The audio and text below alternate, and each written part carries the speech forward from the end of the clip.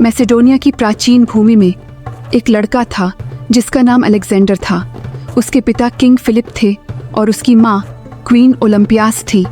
उसकी माँ कहती थी कि वो एक दिन कुछ बड़ा करेगा। अलेक्जेंडर बस एक आम लड़का नहीं था। जब वो 12 साल का था तब उसने एक जंगली घोड़े को शांत कर दिया जिसे कोई और नहीं चला पाया था। उसने हमें घोड़े का नाम बुसेफॉलस रखा। अलेक्जेंडर ने सितारों, संख्याओं और लड़ाइयों के बारे में सीखा और उसका शिक्षक प्रसिद्ध दार्शनिक अरस्तु था। जब अलेक्जेंडर 20 साल का हुआ तो एक दुखद घटना हुआ। उसके पिता का अचानक देहांत हो गया और अब अलेक्जेंडर राजा बन गया। उसने दुनिया के नक्शे देखे और सोचा कि अपने राज्य के बाहर क्या होगा, ये जानना चाहिए। तो उसने एक बड़ी सेना इकट्ठी की और एक सफर पर निकल पड़ा जो उसे अमर बना देगा।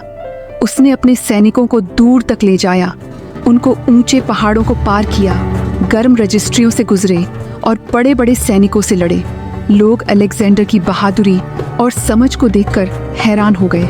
उसकी एक बड़ी लड़ाई थी फारस के राजा डेरियस के खिलाफ। अलेक्जेंडर और उसकी सेना ने अपने अकाल और हिम्मत का इस्तेमाल करके ये युद्ध जीता।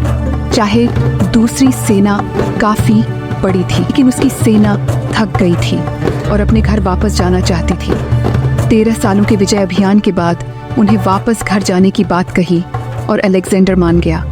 वापस जाते वक्त अलेक्जेंडर बीमार हो गया और अचानक उसकी मौत हो गई। तब उसकी उम्र सिर्फ 32 साल थी। हालांकि वो अब जिंदा नहीं था, लेकिन अलेक्जेंडर द ग्रेट की कहानियाँ दुनिया भर में फेल हो गईं।